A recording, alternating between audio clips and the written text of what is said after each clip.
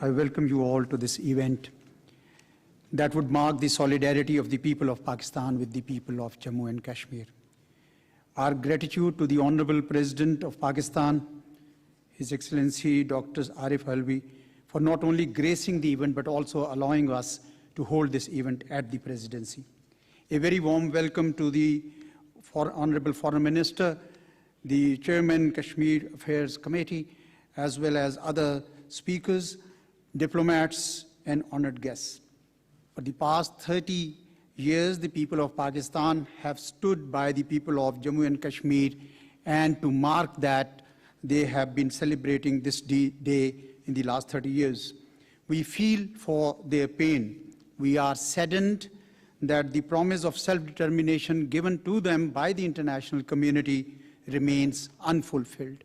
The UN Security Council resolutions have been willfully ignored by the Indian nation. Equally troubling is the gross human rights violations against the innocent unarmed people of Kashmir by Indian forces. These violations are well documented and documented enough to shake up the conscience of the world. A year and a half ago, the illegality touched a new low when Jammu and Kashmir was illegally annexed by India. Attempts are now being made to erase the very identity of the Kashmiris as well as their demographic composition in the state. The COVID pandemic has added to the plight of the Kashmiri people. The leadership and the people of Pakistan have pledged year after year that they will stand shoulder to shoulder with the people of Kashmir. This pledge is solemn.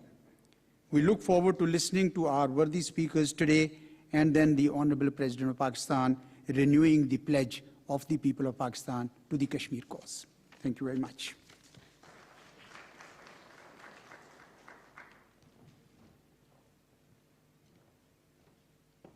Our first speaker of the event is Mr. Ahmed Qureshi, Executive Director, YFK International Kashmir Lobby Group. Mr. Ahmed Qureshi.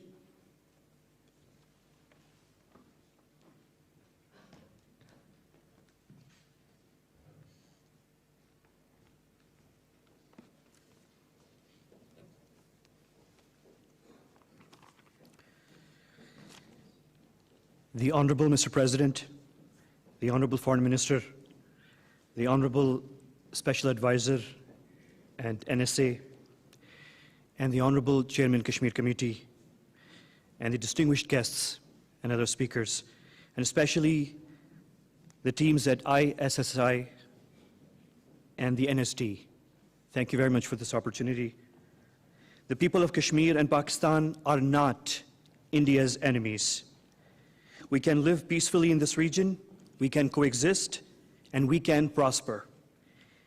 It is India's choice, not a compulsion, but India's choice to prolong a political dispute and turn it into an endless religious and cultural war, and now a humanitarian tragedy.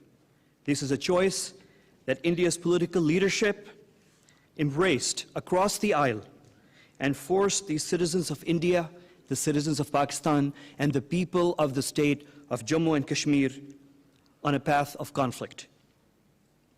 India failed to show the magnanimity that a large country can afford.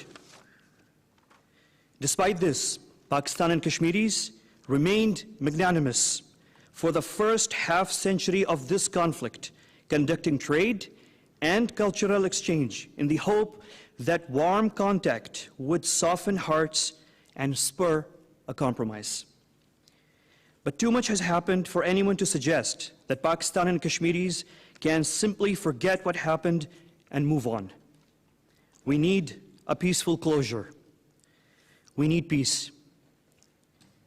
You need closure when the UN human rights experts extensively report on thousands of unmarked mass graves and dozens of documented cases of gang rapes by soldiers.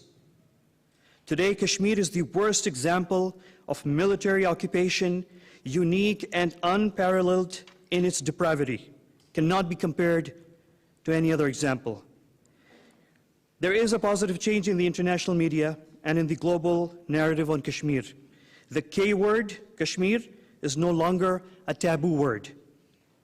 This positive change in the discourse paves the way for a possible similar breakthrough in diplomacy on Kashmir. Kashmiris have been wronged for 74 years. They deserve answers. We wish India well. We seek peace. And peace is possible through justice, conflict resolution, and the right to self-determination in Kashmir. The people of Kashmir have a beautiful story of bravery and a beautiful story of resistance. Every citizen of the world must and should stand with them. I thank you.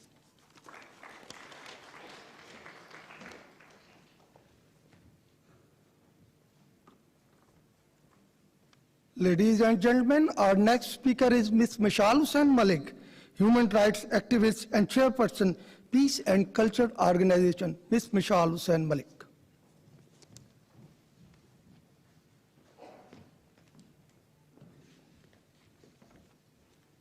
A'udhu billahi minash shaitanir rajeem. Bismillahir rahmanir rahim.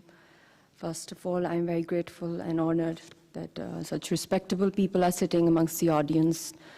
The Honorable President of Pakistan, the Honorable Foreign Minister, the Honorable Kashmir Committee Chairman, to a lot of diplomats, ambassadors, civil society. And I recall last year what happened in the world. We witnessed a very similar, not similar, but a fraction of the lockdown or curfew or siege that the Kashmiri people witness all throughout their lifetime, especially after 5th of August 2019 Act, when India committed the latest form of war, which is called lawfare, and through a presidential order, they passed a death warrant, a genocide act against an entire unarmed and defenseless nation.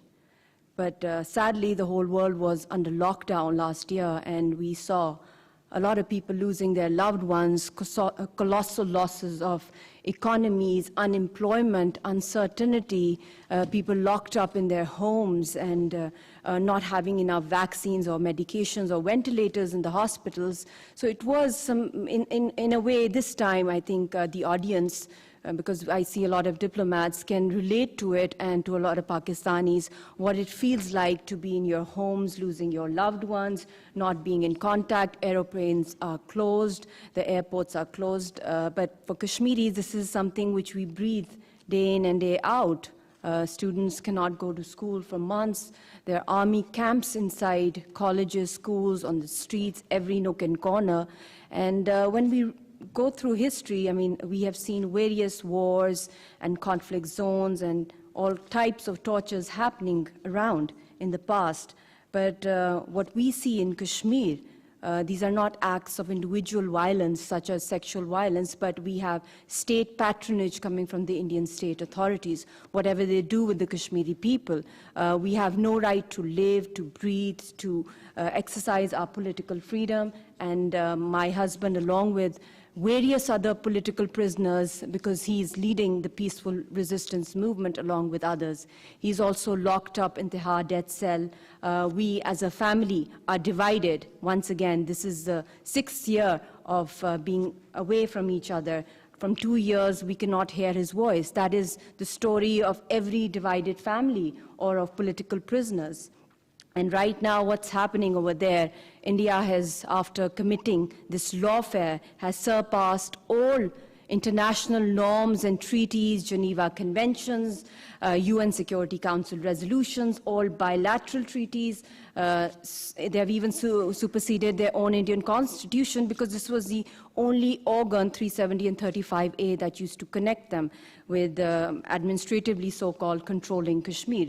But now the difference is that before we had their occupation over there, the occupational forces, which are the highest in the world, but now the Indian public can go and shift there and transform it into a mini India. I mean, you people should realize that this area is a disputed territory where not Indian law falls, but international law falls over there. That should be exercised there. They have violated Geneva Convention 4. They are changing our demography. They are marginalizing the Kashmiris. And in simple terms, Kashmiris have become refugees on their own land. We have become stateless. All our rights of ownership have been snatched and given away to Indians. And to those Indians that follow the Modi, the fascist, the Hindutva, the Akhand Bharat narrative.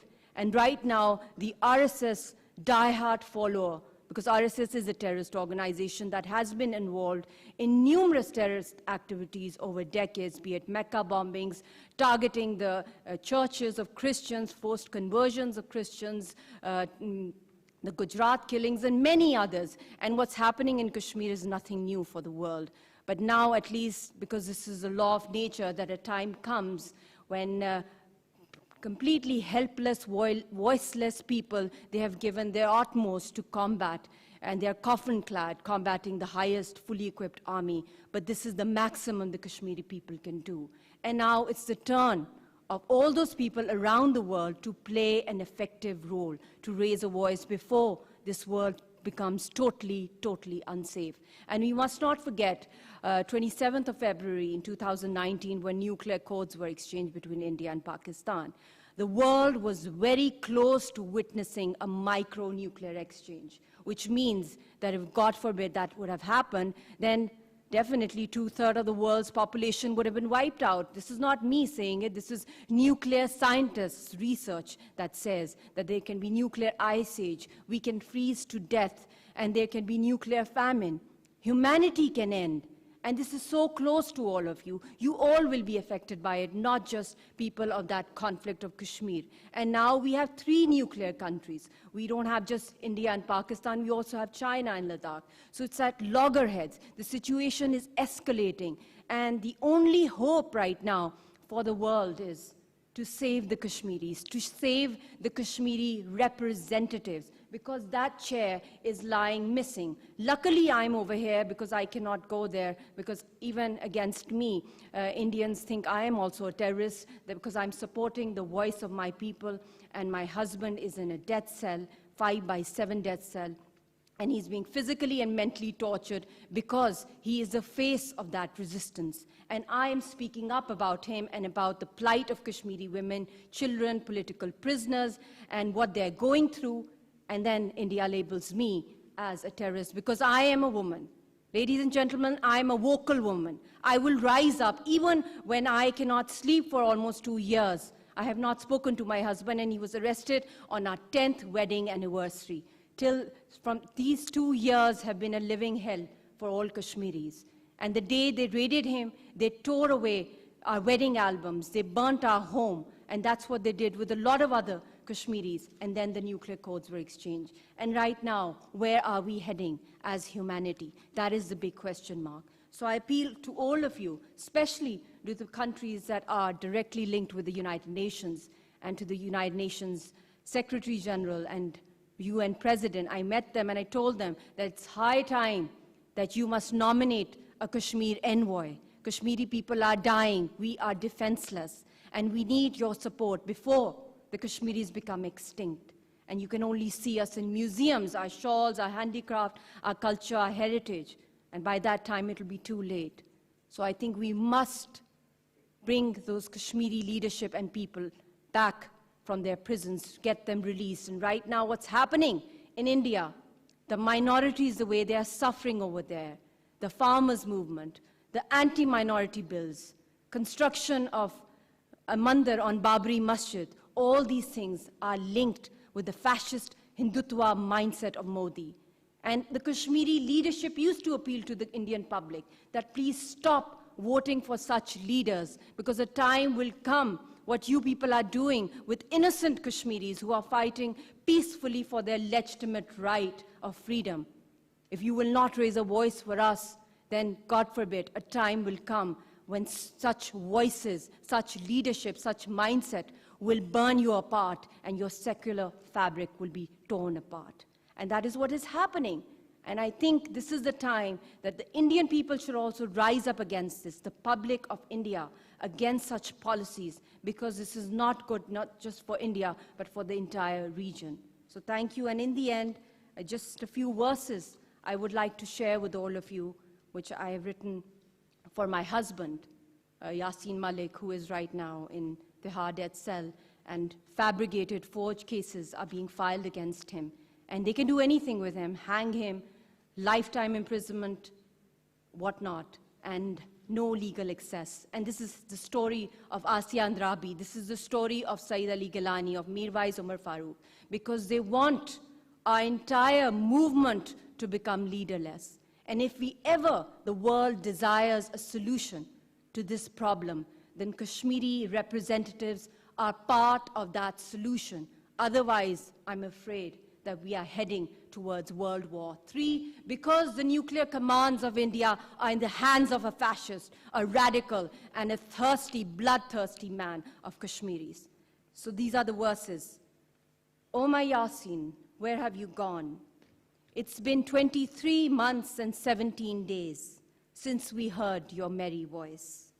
How it haunts me, what you whispered the night of 22nd of Feb, when we exchanged our wedding vows a decade ago.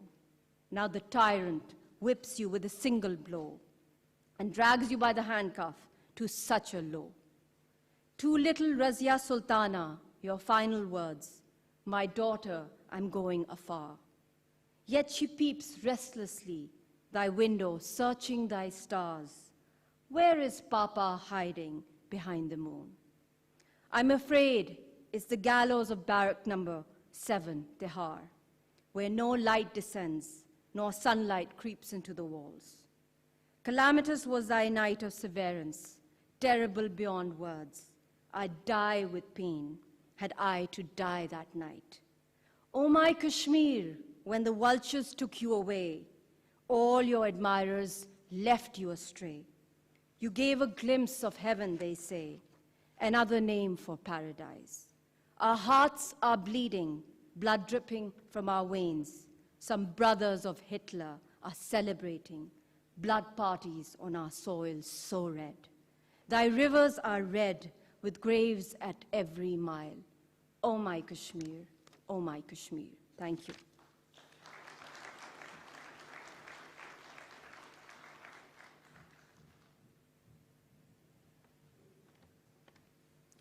Now I invite Honorable Dr. Muj Yusuf, Special Assistant to Prime Minister on National Security, for his remarks.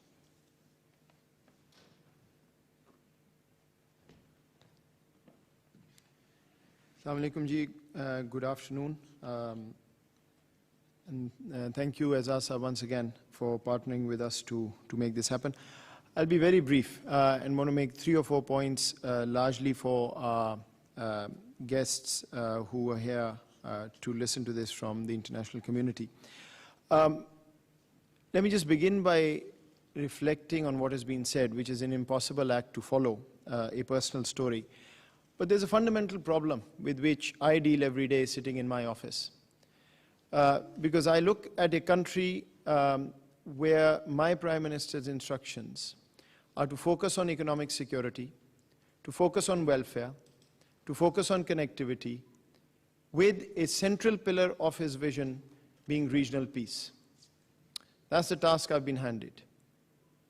And then I look across my eastern border and find a country that's gone from bad to worse, a country that's become more and more intolerant, that celebrates vigilantism, and has been approaching the illegally occupied territory of Kashmir the way the 2 speakers before me have spoken. With this difference in mind, the toolkit that Pakistan works with to effect change in policy and to achieve the ultimate objective is very limited. What is the ultimate objective? 2. Number 1, and the ultimate sort of goal is peace. Even today, despite everything else, what we look at is how to achieve peace in the region. Because without peace, we can't fulfill our economic dream, and our economic security paradigm remains half-baked. But to get to that peace, the world has already told us the manner in which the Kashmir dispute has to be resolved. I haven't come up with that, Pakistan hasn't come up with that, nor has India. It is enshrined in the UN Security Council resolutions, decided by the United Nations, on a plea taken by India. We know exactly what we need to do. And there's no movement on that. If there's no movement on that, I'm afraid this whole idea of regional peace is basically words that increasingly, at least if I speak for myself, I feel the world is not serious about. So then I raise the next question. The champions of human rights don't seem to care about Kashmiri lives. The champions of regional stability, which is crucial if you want nearly 2 billion people to find a way to prosper, don't seem to link the outstanding dispute of Kashmir and what is happening in illegally occupied Kashmir with the need for peace. And if you leave everything aside, people who talk about strategic stability at the highest level, we're talking of a nuclear region, does not seem to matter. What seems to matter are short-term mercantilist interests. What seems to matter is a myth that our eastern neighbor can do the bidding of some of the countries who want to hold back another rising power. Whatever it may be, I think my job here would be to implore the international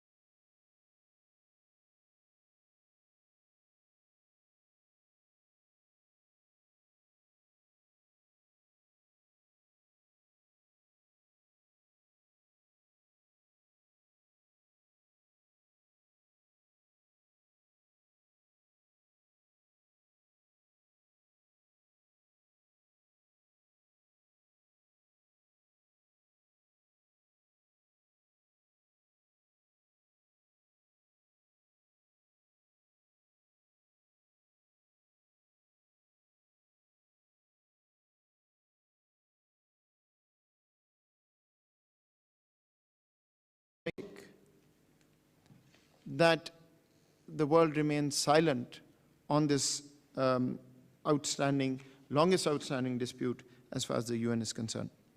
Let me just say two things at the end. Peace remains Pakistan's preference. We've worked towards it. The Pakistani Prime Minister said when he took office, if India takes one step, we'll take two. Unfortunately, India's taken many, many steps just in the opposite direction. Even today, if there is seriousness about resolving this dispute, we know what international law says about it. Come to terms with that fact, sit down and resolve the problem, and this region can move forward. But our offer of peace cannot be seen as a weakness. Pakistan has stood by the Kashmir cause and Kashmiris for 73 years. It will continue to do that. But if we want to really move forward, then the enabling environment has to be created by our neighbor, not us. It's the neighbor that has taken this relationship to where it is, and the environment in occupied Kashmir where it is. That has to change before anything can move forward. We can't sit here, keep putting out dossiers for the world to look at, where in gory details of terrorism being perpetrated against Pakistan have been presented, and we just pretend that it hasn't happened. So the enabling environment has to come from the opposite side, and you will find Pakistan willing and more than willing. And finally, let me just end by saluting every single Kashmiri that has been fighting for this cause and the Kashmiri resistance that has been there for 73 years and will continue to the day, we are sure, without a doubt, till the right to self-determination is given. Thank you very much.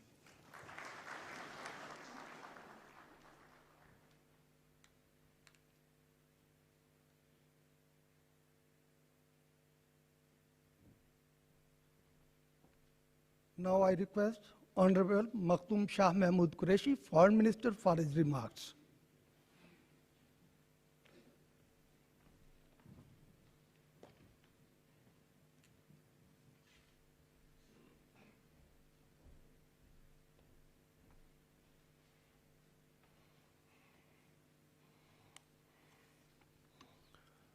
Bismillah ar-Rahman ar-Rahim. Honorable President of Pakistan, Excellencies, distinguished guests, ladies and gentlemen, Assalamu alaikum. We've gathered here to express solidarity with the people of Jammu and Kashmir. No expression of solidarity with the Kashmiris is complete unless we ensure that their basic rights and liberties are not violated on a daily basis by the Indian occupation forces and deliver the promise of international community of their inalienable right to self-determination. Ladies and gentlemen,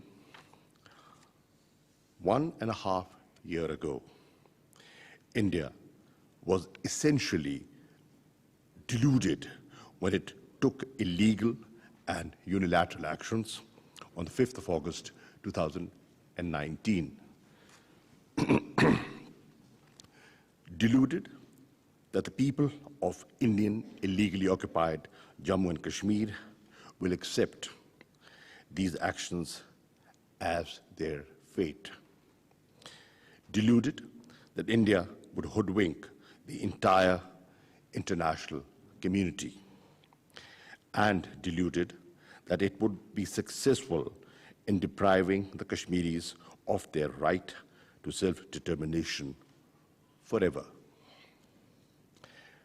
None of this have happened or will ever happen.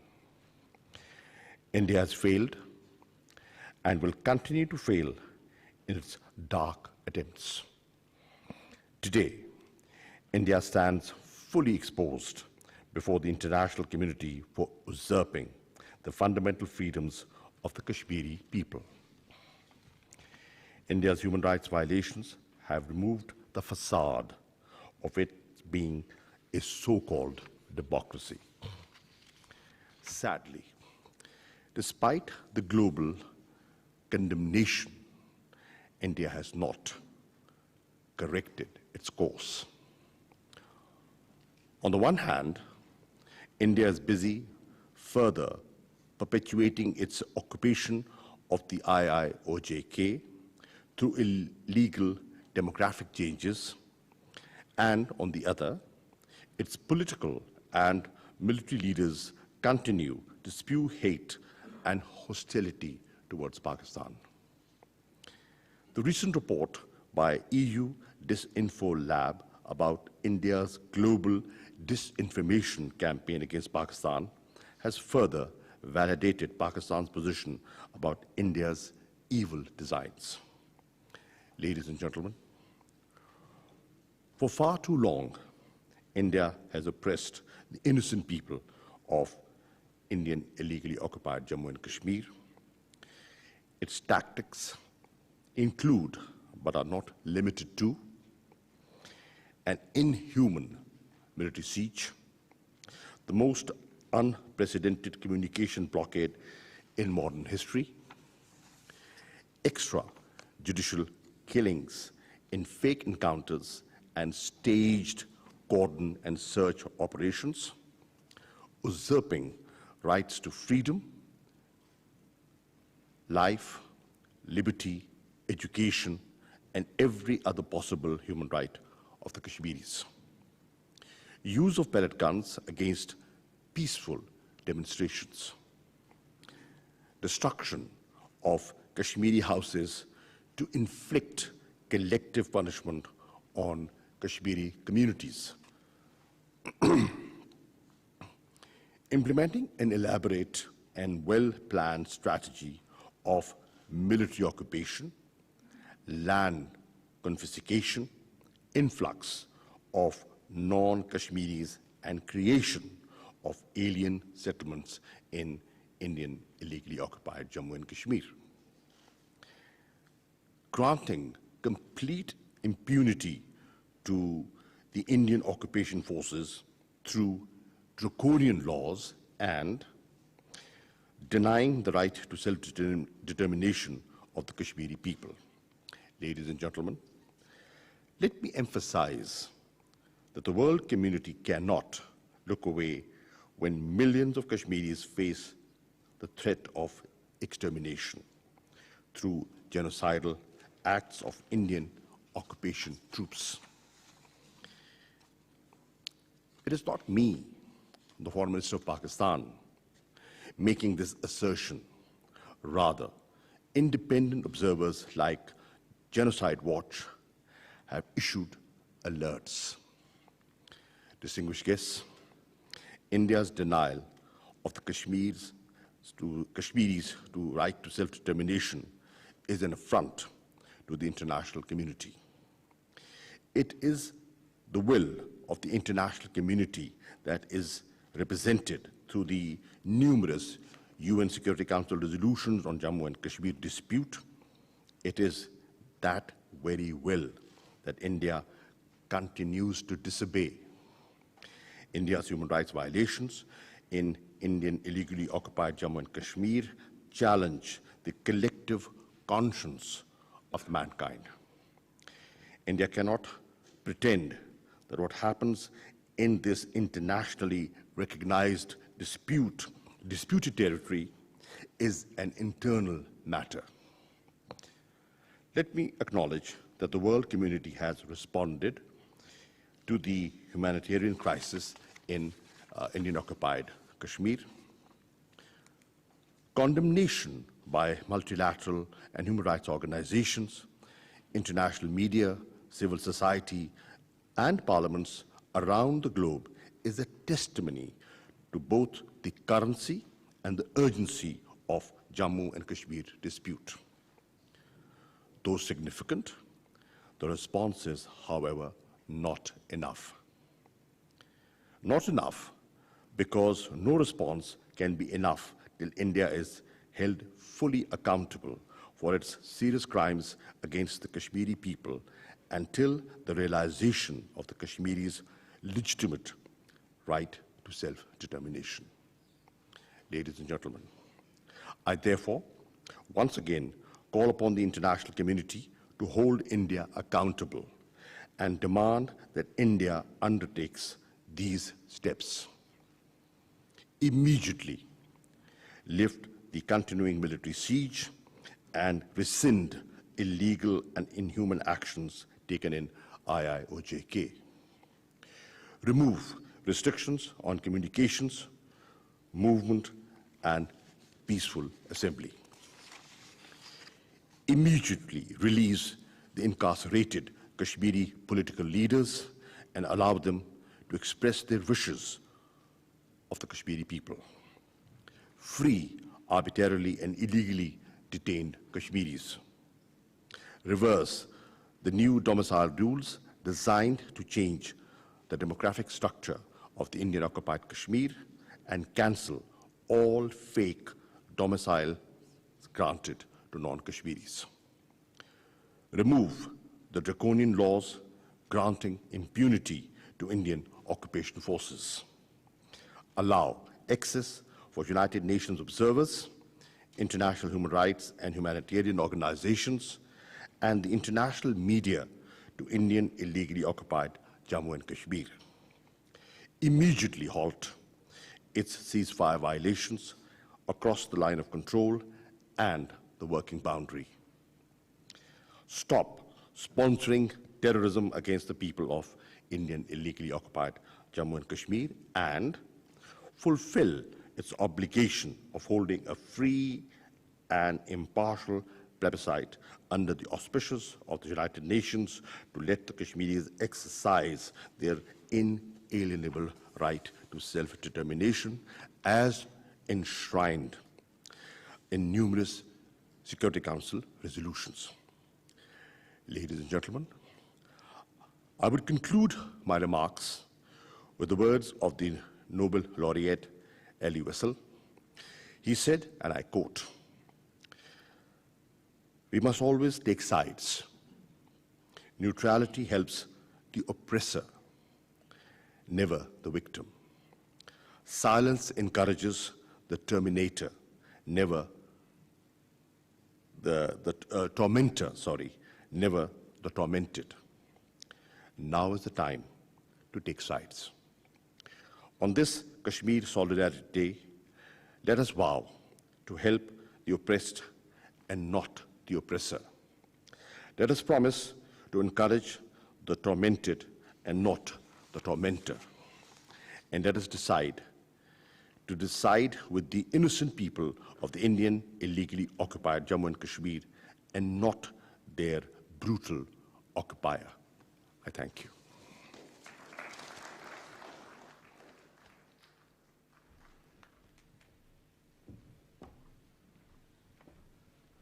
Ladies and gentlemen, it's my privilege to invite the chief guest, His Excellency Dr. Arif Alvi, the President, Islamic Republic of Pakistan.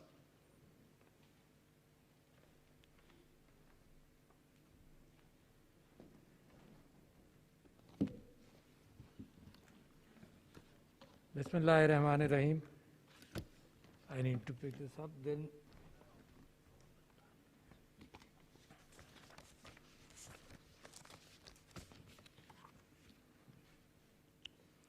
Honorable Minister of Foreign Affairs, Mahdum Shah Mahmud Qureshi Sahab, Chair Kashmir Committee, Shahryar Afridi Sahab, Director Institute of Strategic Studies, Azaz Sahab, SAPM Mohid Yusuf Sahab, Mr. Qureshi, Mishal Malik Sahiba, Excellencies, Honorable Ministers, distinguished guests, ladies and gentlemen, Assalamu alaikum. It is an honor for me to welcome you to the President's House to be part of this special event to mark the Kashmir Solidarity Day. It has been 73 years and you've heard a number of speakers as well as a presentation on what has been happening in Kashmir. We gather here to commemorate the huge sacrifices which have been made by the Kashmiri people, but at the same time, to let the world know, let the world not forget what has been happening there, what is happening there, and what were the promises made to the Kashmiri people. It has been a long struggle, not only since illegal Indian occupation of Jammu and Kashmir, but even before, against the Dogra Raj which the Kashmiri people have gone through, when their Kashmir was sold for 7.5 million rupees to the Dogra ruler by the British. It's a sore spot which has been there for more than a century, and the people of Kashmir has borne the brunt of rule of brutalities against them. And that sadly continues today, and it's Pakistan's responsibility, along with that, to support, along with the struggle of the Kashmiri people, to support that and support them, and to make the world, remind the world that they should not forget what has been promised to them. And what my Prime Minister, Mr. Imran Khan, spoke in the General Assembly, that it was the United Nations which had promised plebiscite and fairness and justice to the people of Kashmir. So therefore, the responsibility therefore comes to the international community. It is for Pakistan because they are Kashmiri brethren. Sometimes the world believes and thinks, which is not true, that it is a matter of real estate. No, it is a matter of hearts and souls. It is a matter of human bodies. It is a matter of human minds. It is a matter of the women and children.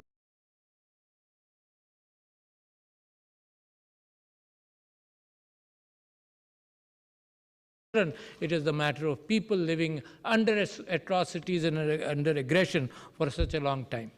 There have been numerous United Nations resolutions in this regard.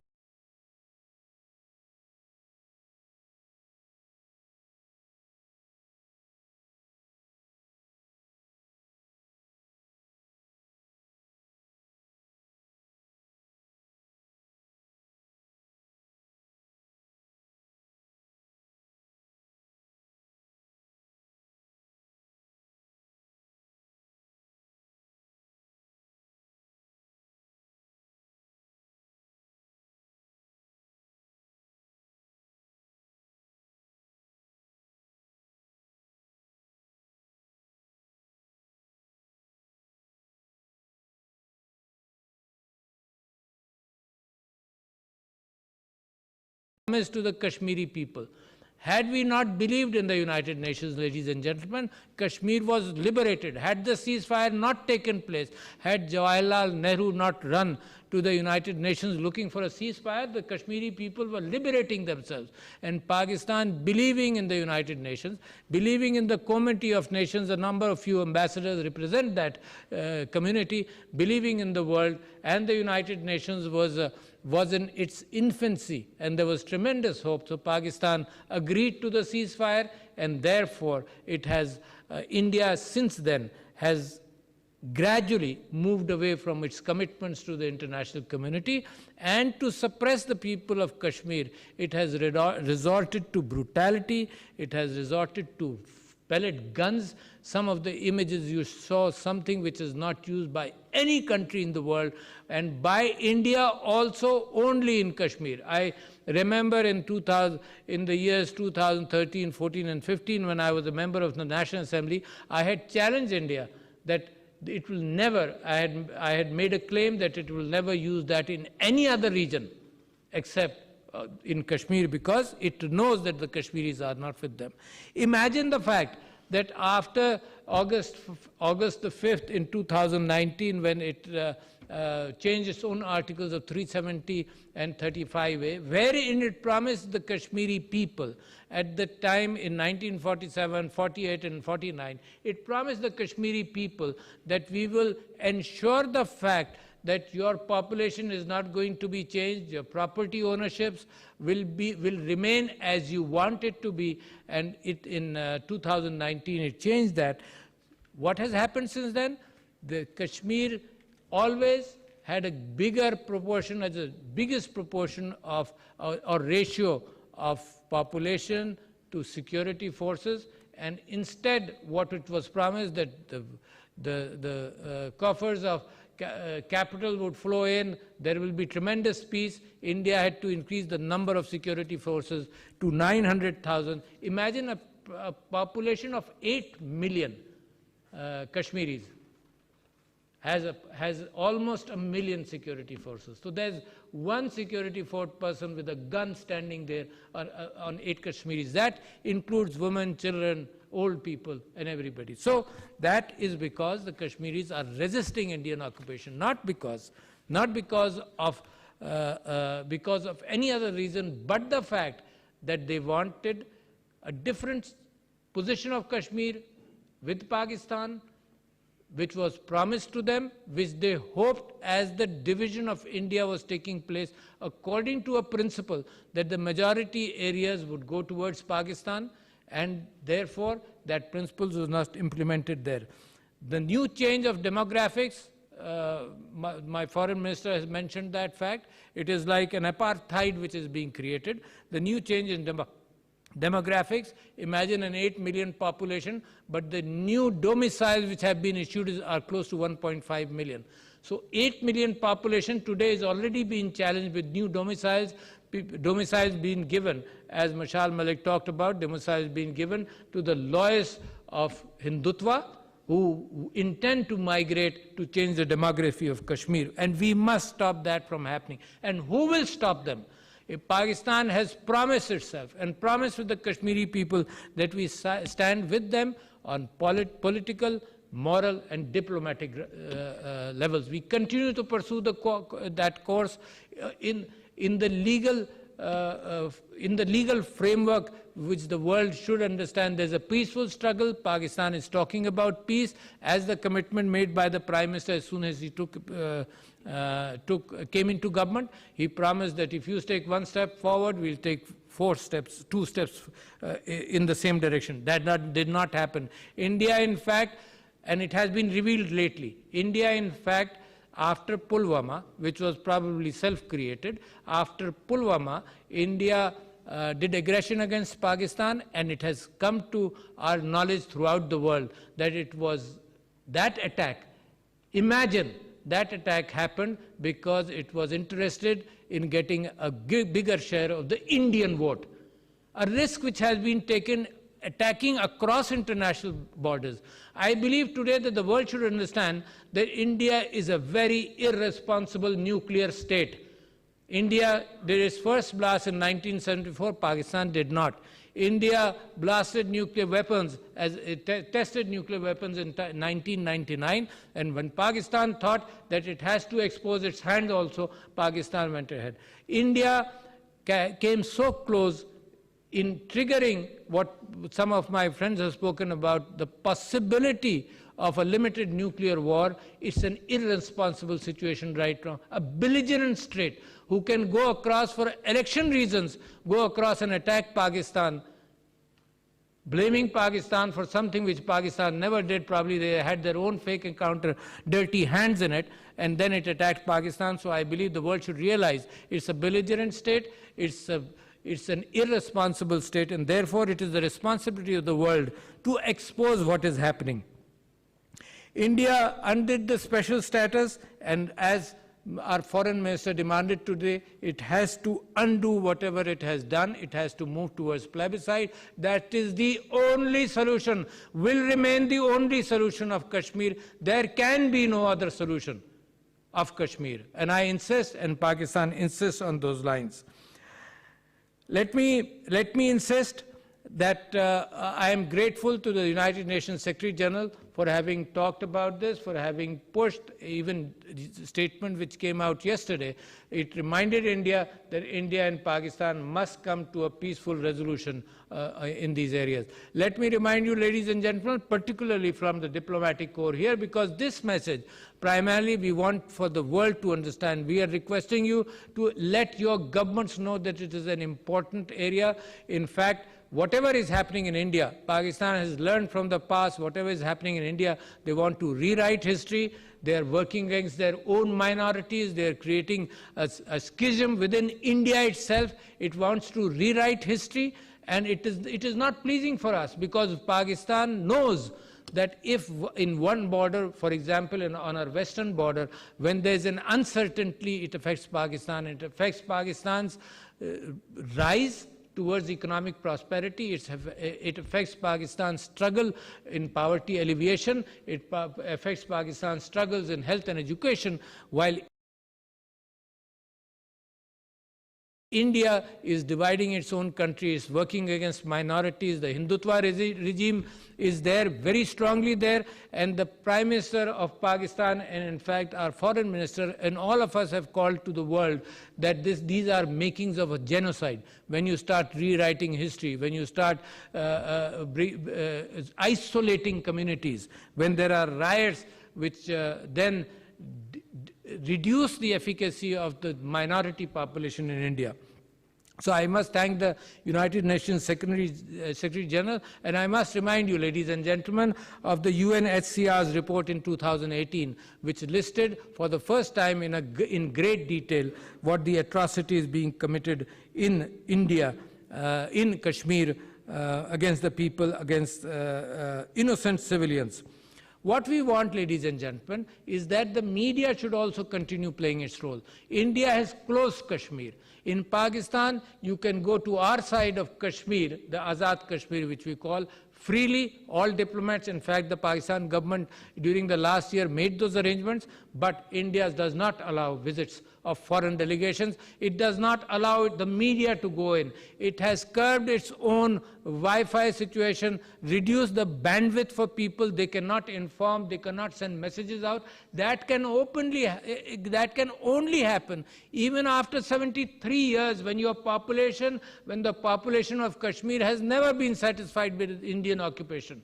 India could have made lives easier. Then the wishes of plebiscite is the wish of the Kashmiri population. It's not the wishes of Pakistan. And the plebiscite had recognized that. So, ladies and gentlemen, while things are getting worse, let me give hope. Let me say today, in response to what Mishal mentioned, Mishal Malik Sahiba mentioned, which Shah Sahib, our foreign minister mentioned, both of them used two words which I think I would like to comment on that there may be extermination or extinction of the Kashmiri people. And in that, I would like to quote a Czech-born French novelist, Milan Kundera, and he writes in his novel, Laughter and Happiness, and he writes that the first step in liquidating a people is to erase its memory. The first step to erase its memory. Destroy its books, its culture, its history. Then have somebody write new books, manufacture a new culture, invent a new history. Before long, the nation will begin to forget what it is and what it was. The world around it will forget even faster. So the struggle, ladies and gentlemen, that's what he writes. The struggle against power is the struggle of memory against forgetting. We will not let the world forget about Kashmir. We will fight for them in all diplomatic, political. The past is never dead in the diplomatic, political, and moral ways, and we will expose what is being done. The past is never dead. And I would like to give a message to the Kashmiri youth and the Kashmiri people that Pakistan stands with you. Pakistan stands with you and assures you that your liberty is not far away. It is close. It is within your grasp. Have faith and continue your struggles. You have sacrificed tremendously, and Pakistan is there with you. So, ladies and gentlemen, we will not allow the world to forget. Thank you very much.